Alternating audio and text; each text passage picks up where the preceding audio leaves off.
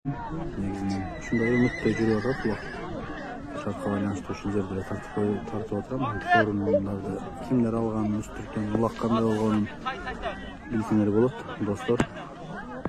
Сыргак окшойт, сыргак же чубак?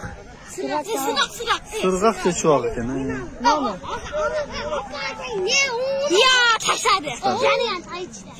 Бир саат топ болуп туруп акыры ушу сыргакта чыгып туруп, сыргак ушул айылдан.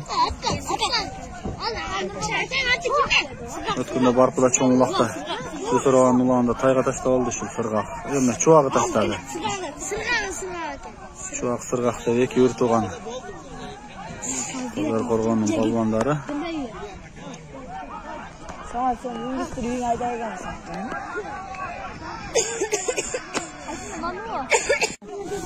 Сыргак экен келе атат. Ат мелис ажынын аты окшойт.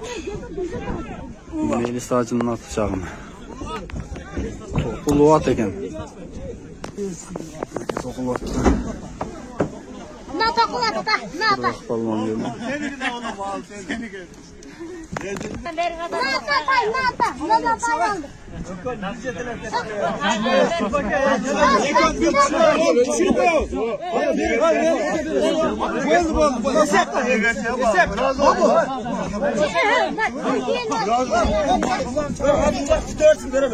Сыргак балбан келди.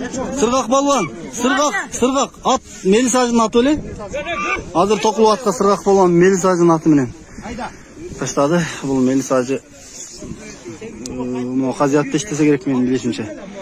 Чубак ажынын жан жигиттеринен бири болчу. Ажыны тосуп алып, узатып, жалал атка келгенде жанында жүрчү.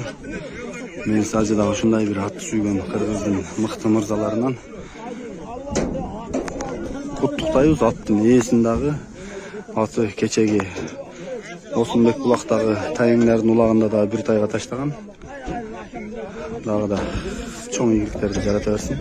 Балалуу уй калды, тайлак калды.